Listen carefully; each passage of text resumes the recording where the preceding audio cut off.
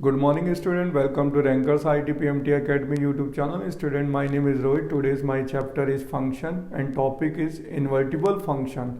Student, आज के हम इस वीडियो लेक्चर्स में इन्वर्टिबल फंक्शन करने जा रहे हैं और इन्वर्टिबल को प्रूव करने के लिए NCERT मेथड अलग होता है और कंपटीशन में आप इसको डिफरेंट मेथड से कर सकते हैं, बट NCERT में हमें बोर्ड पैटर्न से लिखना पड़ता है जैसे CBSE ने NCERT में रिप्रेजेंट्स किया है। तो देखिए CBSE ने कैसे रिप्रेजेंट किया है इन्वर्टिबल फंक्शन को।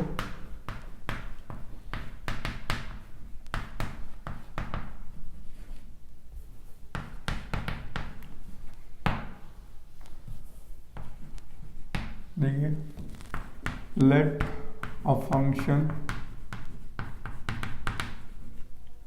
f such that x tends to y, ठीक है, is said to be invertible function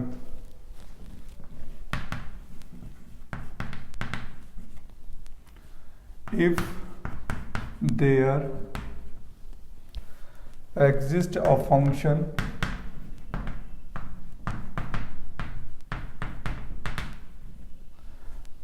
g such that y tends to x। देखिए, let a function f such that x tends to y is said to be invertible function if there exists a function g such that y tends to x, ठीक है, such that GOF यानी G का composition बच्चों कितनी value आनी चाहिए, IX आनी चाहिए, एंड F ऑफ G की वैल्यू IY आनी चाहिए, ठीक है। देखिए, this is a composite function, ठीक है, this is a composite function G of F equal to I X and F of ji Y यानी एफ का कंपोजिशन ऑफ जी के साथ कितना आना चाहिए, आई वाई आना चाहिए। तो अब बेटा जी क्या है यहां पर, where G is the inverse of F, ठीक है, where G is the inverse of F, ठीक है, मतलब जी क्या है, इनवर्स ऑफ एफ, यानी जी इक्वल टू क्या होता है, एफ इनवर्स एक्स होता है, ठीक है। जी यहाँ पर क्या है, एफ इनवर्स एक्स है। तो देखिए यहाँ पर एक सिंगल फंक्शन हमें गिवन होगा, लेकिन हमें हेल्प करनी होगी, पहले हम उसका इनवर्स निकालेंगे। देखिए यहाँ पर वर्किंग इन्वर्टिबल फंक्शन एनसीईआरटी का सबसे इंपॉर्टेंट पॉइंट है बच्चों, लिखा होता है let a function F such that X tends to Y is said to be invertible if there exists a function G such that Y tends to X. यानी यहां पर हम लोग को बच्चों फंक्शन तो एक ही गिवन होगा, F such that X tends to Y, ये डोमेन होगा और ये को डोमेन होगा। तो हमें एक यहां पर एफ एक्स का जो फंक्शन गिवन है उसका इनवर्स पहले फाइंड करना होगा। पहले क्या फाइंड करना होगा, उसका इनवर्स। तो फिर हम उसके इनवर्स फंक्शन से g ऑफ f का कंपोजिशन करेंगे तो आई एक्स आ जाएगा, f ऑफ जी वाई करेंगे तो आई वाई आना चाहिए। x आई एक्स का मतलब identity function of x, identity function of y, ठीक है, where g is the inverse of f, g equal to f inverse x। और अगर आपको इन्वर्टिबल प्रूव करना है बच्चों, ठीक है, तो इन्वर्टिबल फंक्शन प्रूव करने के लिए हमें सिर्फ दो वर्किंग करनी होती है। फर्स्ट वर्किंग करनी है कि g ऑफ x, ठीक है, इक्वल टू आई एक्स, और सेकेंड f ऑफ g जो है वो आई वाई प्रूव करना है, यानी y, ठीक है। तो फंक्शन क्या होगा, इन्वर्टिबल होगा।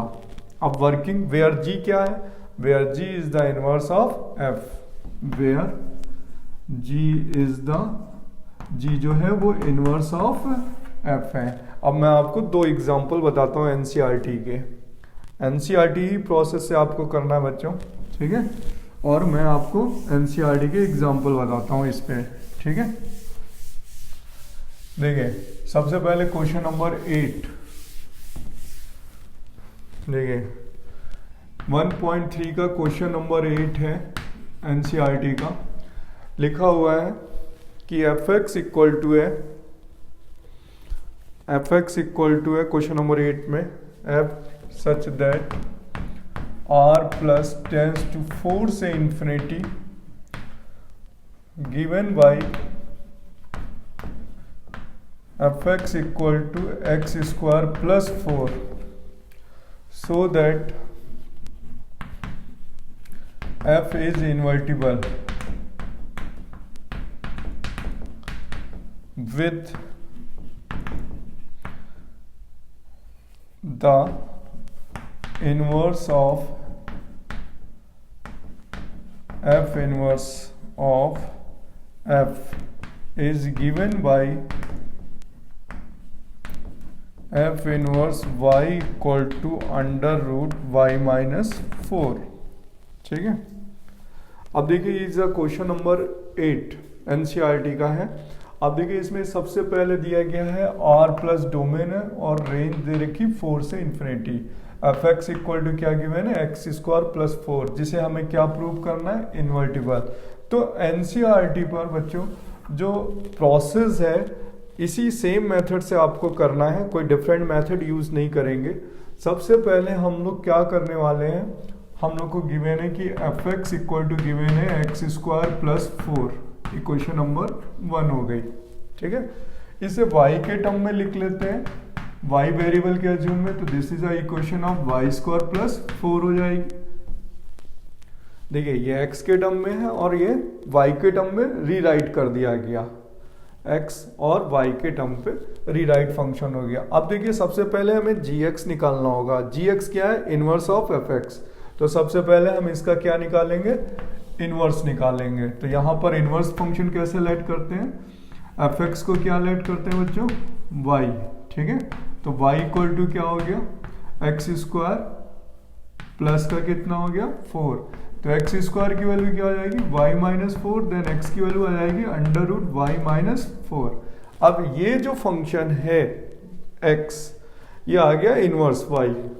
ठीक है, यानी वैल्यू क्या आ गई, यहां से f इनवर्स y की वैल्यू कितनी आ गई, अंडर रूट वाई माइनस का 4। देखिए इसका इनवर्स फंक्शन आ गया। तो एक आंसर हो गया कि इस फंक्शन का जो इनवर्स है एक्स स्क्वायर प्लस 4 का, वो इनवर्स फंक्शन क्या आएगा, रूट जी वाई माइनस 4।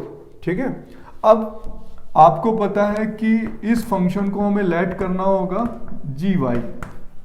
ठीक है, क्या लेट करना होगा, G Y, where G Y is the inverse of F X. तो देखिए जो इन्वर्टिबल प्रूव करने का मेथड होता है उसमें एफ इनवर्स वाई को या एफ इनवर्स एक्स को हम क्या लिखते हैं, जी एक्स।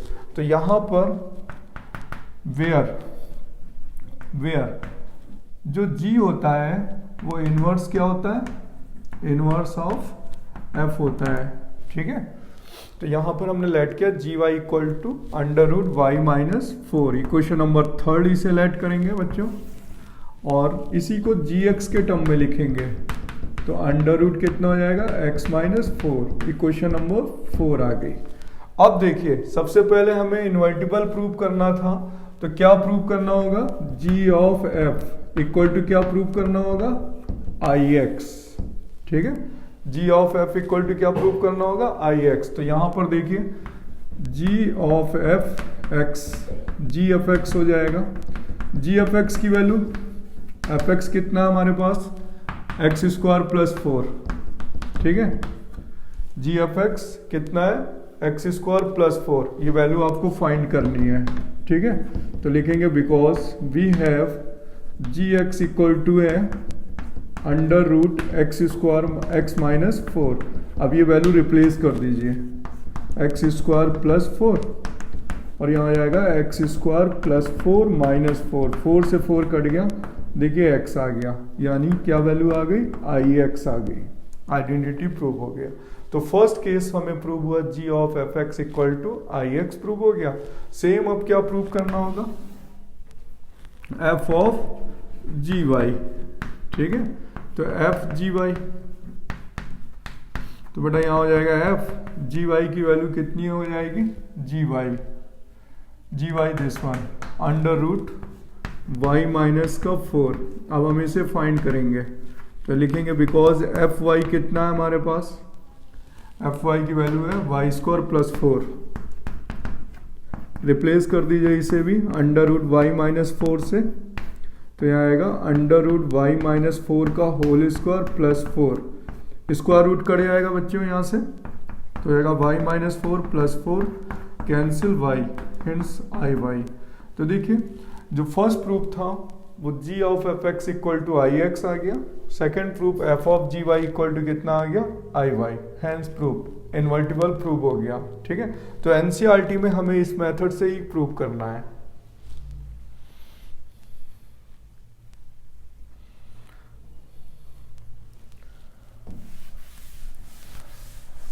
देखिए नेक्स्ट क्वेश्चन है एनसीईआरटी का क्वेश्चन नंबर 9, जो कि एग्जाम में सबसे ज्यादा पूछा गया है क्वेश्चन। देखिए क्वेश्चन नंबर 9, ये क्वेश्चन सबसे ज्यादा पूछा जाता है बच्चों, और रिपीटर भी क्वेश्चन है। क्वेश्चन नंबर 9 में लिखा हुआ है F such that R plus tends to -5 से इंफिनिटी और F X 9x square plus 6x minus 5 is invertible, ये प्रूव करना है with F inverse y equal to under root Y plus 6 minus 1/3। तो this is the most important question of NCERT. ठीक है, देखिए इस क्वेश्चन को करने के लिए सबसे पहले डोमेन है आर प्लस और रेंज है -5 से इंफिनिटी, तो हमें एनसीईआरटी के मेथड से ही इन्वर्टिबल प्रूव करना है इस क्वेश्चन को। तो सबसे पहले हमें एफ एक्स को वाई लेट करना होगा, यानी एफ एक्स का एक इनवर्स फंक्शन लेंगे, फिर दोनों का कंपोजिशन करेंगे, तो आई एक्स जब x वाले टर्म से करेंगे तो आई एक्स आ जाएगा यानी x आ जाएगा, और जब y वाले टर्म से करेंगे तो आंसर क्या आएगा, आई वाई। तो यहां पर एक ही फंक्शन होता है, बट दूसरा फंक्शन क्या लिया जाता है, दूसरा फंक्शन इसी का इनवर्स लिया जाता है। जैसे आप लोग ने मैट्रिक्स डिटरमिनेंट में पढ़ा ना, a इंटू ए इनवर्स आई होता है, उसी तरीके से एफ एक्स का एफ इनवर्स एक्स से मल्टीप्लाई करेंगे तो कितना आना चाहिए, आई एक्स आना चाहिए। तो कंपोजिशन फंक्शन पे ही हमने कंपोजिशन फंक्शन की तरीके से इसे ट्रीट करना है। तो यहां पर देखिए सबसे पहले एफ एक्स कितना है 9x square plus 6x minus 5। देखिए बच्चों यहाँ पर 3 टर्म्स हैं, 1 2 3 टर्म्स, और इसे थोड़ा सा स्प्लिट कर सकते हैं और स्प्लिट करके रीराइट कर लें जिससे फंक्शन थोड़ा सा इजी हो जाए। तो हम इसे लिख सकते हैं 3x प्लस 1 का होल स्क्वायर -1 -5, क्योंकि 1 प्लस कर लिया 1 माइनस कर लिया, तो ये बन जाएगा 3x प्लस 1 का होल स्क्वायर -6। अब देखिए ये फंक्शन जो है ज़्यादा सिंपल हो गया, यहाँ पे 3 टर्म्स थे और यहाँ पे हमने 2 टर्म्स बना लिए, 1 एंड 2। अब ये देखिए बच्चों x के टर्म में फंक्शन है, इसे y के टर्म में लिखेंगे तो क्या लिखा जाएगा 3y प्लस 1 का होल स्क्वायर -6। ठीक है, ये x वेरिएबल के टर्म में लिया जाता, सेकंड हम y वेरिएबल के टर्म पे फंक्शन को लेते हैं। अब हम लेट करेंगे एफ एक्स को y, ठीक है, x इक्वल टू क्या हो जाएगा एफ इनवर्स y। ठीक है, अब यहाँ देखिए स्टूडेंट, यहाँ पर इसमें एफ एक्स को y लेट करा है तो इसका इनवर्स निकाल लेते हैं। y इक्वल टू हो जाएगा 3x प्लस 1 का whole square -6, 3x plus 1 whole square equal to y plus 6, 3x plus 1 equal to under root y plus 6, 3x की वैल्यू हो जाएगी अंडर रूट y प्लस 6 -1/3। तो देखिए ये इनवर्स आ गया। ठीक है, एफ इनवर्स y क्या आ गया, f inverse y equal to आ गया अंडर रूट y प्लस 6 -1/3। अब इस फंक्शन का एफ एक्स का ये क्या है इनवर्स, देखिए F inverse y under root y plus 6 -1/3 आ गया। अब बच्चों इसे क्या एज्यूम करेंगे हम लोग, एफ इनवर्स y को जी वाई, यह हम एज्यूम करते हैं क्योंकि ये कोई फंक्शन एज्यूम करते हैं, क्योंकि इनवर्स को ही हम जी एक्स लेते हैं या जी वाई लेते हैं। तो एफ एक्स का ये इनवर्स फंक्शन है, इसे हम y के टर्म में लेंगे तो y के टर्म में लिखेंगे, जब x के टर्म में लेंगे तो x के टर्म में वेरिएबल चेंज कर लेंगे। तो यहाँ पर ये लेट किया जाता है under root Y plus 6 minus 1 upon 3, and G X के टर्म में क्या लिखा जाएगा, under root x plus 6 minus 1 upon 3। Equation number 3 हो गई, इक्वेशन नंबर 4 हो गई। अब देखिए देयर आर टोटल 4 फंक्शन।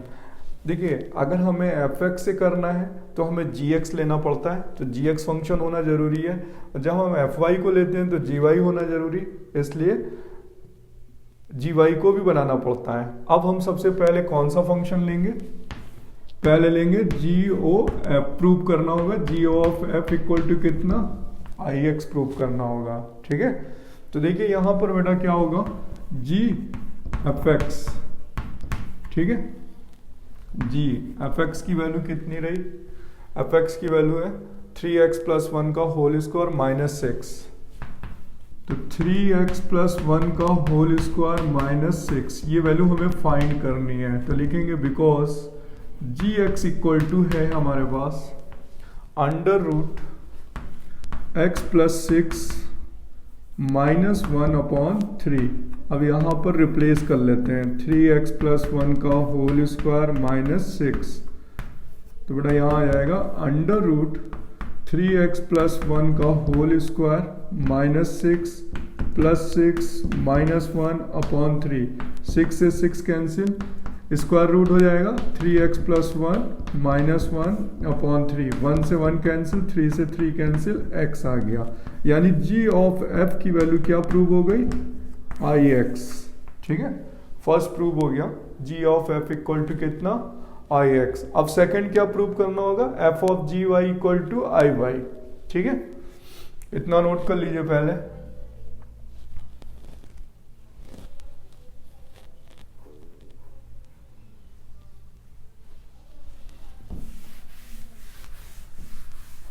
देखिए सेकंड वाला प्रूव करने के लिए हमें लेना पड़ेगा, प्रूव करना होगा f of g equal to I Y.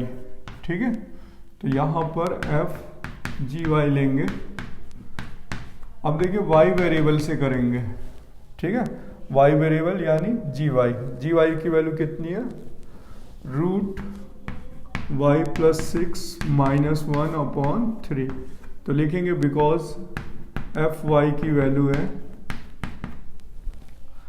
F Y की वैल्यू थी यहाँ पर 3y प्लस का 1 का होल स्क्वायर माइनस 6। तो देखिए इसे रिप्लेस कर लेते हैं under root Y plus 6 minus 1 upon 3। तो यहाँ पर वैल्यू पुट करें y की जगह पर, तो 3 हो जाएगा under root Y plus 6 minus 1 upon 3। ठीक है, प्लस 1, और इस पूरे का क्या है, होल स्क्वायर माइनस 6। तो देखिए 3 से 3 कैंसिल हो जाएगा,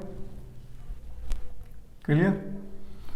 अब ये 1 से ये वाला 1 भी कैंसिल हो जाएगा, इसका स्क्वायर कर दीजिए, तो y प्लस 6 आ जाएगा, माइनस 6, 6 से 6 कैंसिल हो गया, y यानी आई वाई, हैंस प्रूव। तो देखिए दूसरा भी प्रूव हो गया कि f of g equal to कितना आ गया, आई वाई। तो क्या हो गया, ये फंक्शन क्या है, इन्वर्टिबल प्रूव हो गया। ठीक है, तो एनसीईआरटी में इन्वर्टिबल प्रूव करने के लिए बच्चों हमें g of F x equal to I X prove करना होता है, f of ji Y equal to I Y prove करना होता है। अब देखिए मेथड बहुत हैं, कम कैलकुलस मेथड से भी कर सकते हैं हम इसे इन्वर्टिबल। 1 1 और ऑन टू दिखा देते हैं बच्चे कि 1 1 और ऑन टू है तो फंक्शन इन्वर्टिबल होगा। ठीक है, तो देखिए इनवर्स तो जब भी एग्जिस्ट होता है जब